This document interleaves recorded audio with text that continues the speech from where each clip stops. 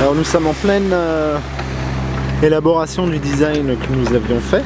Donc, vous pouvez voir des buts, puisque nous avons un terrain extrêmement humide. Donc ça nous permettra de mettre les racines hors d'eau. Le terrain est très humide en hiver et largement praticable en été. Et en fait, c'est pas tant l'humidité, mais plutôt la nature du sol qui est très argileuse, qui fait que c'est difficilement praticable en hiver. Donc pour bénéficier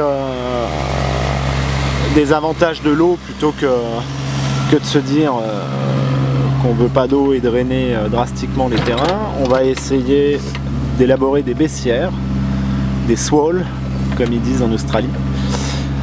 Donc ça consiste à faire des fossés qui sont perpendiculaires à la pente.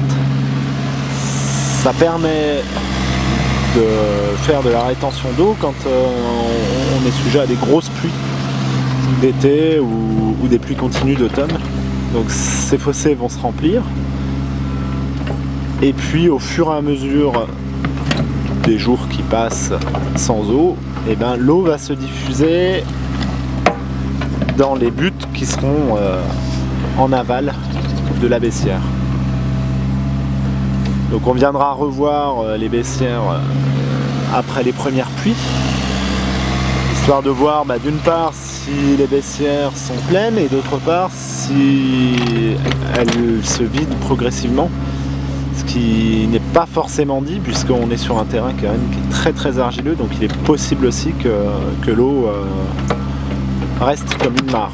Et puis par contre en été on est quasiment certain qu'elle s'assèchera complètement. Donc là on va retrouver beaucoup de petites bêtes, les ditiques, les notonectes, qui aiment bien ces milieux de mare dont l'assèchement n'est pas bien grave.